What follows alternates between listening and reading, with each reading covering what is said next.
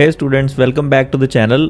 और हम आज देखेंगे कि हम इंग्लिश को किस तरह सीख सकते हैं। अगर आप स्टूडेंट हो, बिगनर 6 to लेके 12 तक जो भी आपका लेवल है, एकेडमिक लेवल है, उसमें इंग्लिश क्यों ज़रूरी है और आप कैसे उसको इम्प्रूव कर सकते हैं और कैसे आप उसको ज़्यादा अच्छे से सीख सकते हैं।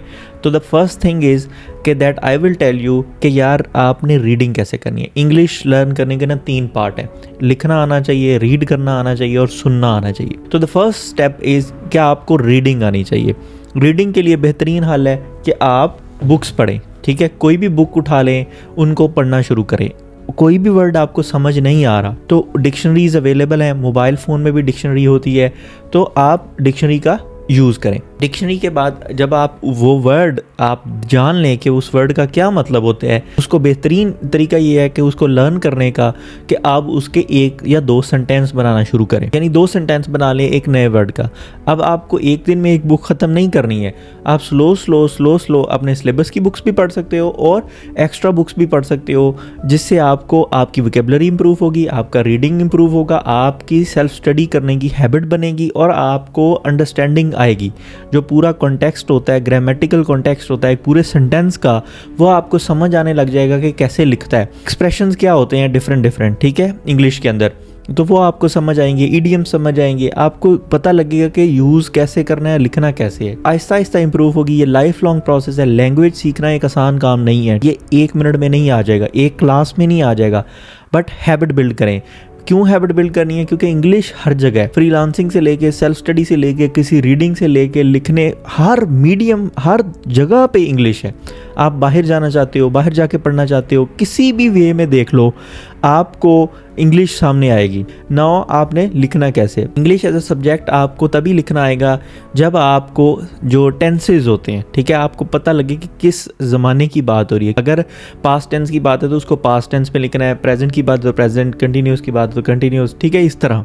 तो आपको टेंस का ख्याल रखना आना चाहिए। This is basic, very basic. आपने ये वाली गलती नहीं करनी है। हमेशा बच्चे क्या कर रहे होते हैं, डिड के साथ जो है ना सेकंड फॉर्म लगा देते हैं, ठीक है। तो ये चीज़ें, ये छोटी छोटी गलतियां आपने नहीं करनी है, ठीक है।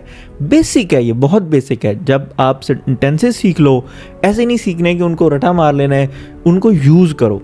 जो आप रीडिंग, मैंने आपको पहले बताया है, जो रीडिंग करो, आप रीडिंग के दौरान भी देखो कि कौन सा टेंस यूज़ हुआ है। जब आपने टेंसेस सीख लिए, अब आप उनको अप्लाई करने लग जाओ। अप्लाई करने के बाद आपने ये देखना है कि आपके पास जो टेंसेस की है, अगर आप मिस्टेक्स नहीं कर रहे हो, अच्छी कमांड ले चुके हो, तो देन आप बाकी जो रूल्स हैं वो लर्न करना शुरू करो। नाउन कैसे यूज़ होते हैं, एडवर्ब क्या है, वर्ब कैसे लगती है, उसकी डिफरेंट फॉर्म्स क्या होती हैं, एडजेक्टिव्स क्या होते हैं, तो ये सारी चीज़ें देन आप स्लोली लर्न करना शुरू कर दो। इनका एग्जैक्ट यूज़ कैसे होता है, ये सारी चीज़ें आपको आनी चाहिए। जब ये आ जाएं तो तब आपका रिटन पार्ट कंप्लीट नहीं हुआ, ये आपका एक प्रोसेस स्टार्ट होता है जब आप खुद से लिखना शुरू करते हो। आप फिर ऐसे सारी चीज़ें, स्टोरीज, ये सारी चीज़ें आप लिखना शुरू करें। एट लीस्ट 30 मिनट डेली ज़रूर लिखें, कुछ भी, किसी भी टॉपिक के बारे में।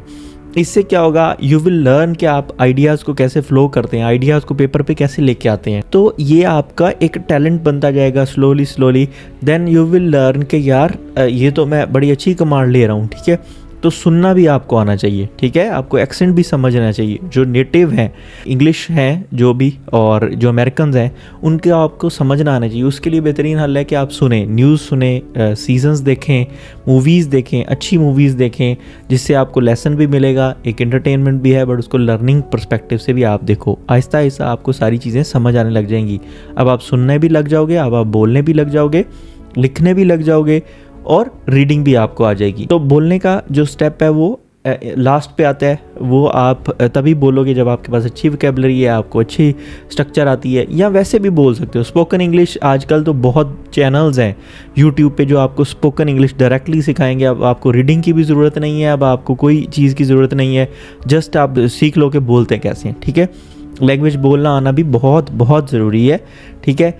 तो ये 4 स्टेप हैं जो आपको इंग्लिश इंप्रूव कर सकते हैं। इससे आपके मार्क्स भी इंप्रूव होंगे, रट्टे से मार्क्स इंप्रूव नहीं होंगे। You don't have to cram your stories, essays and all the stuff, because your mind is creative man, so let it be creative. ठीक है, आप खुद से लिखें, you will become a good writer.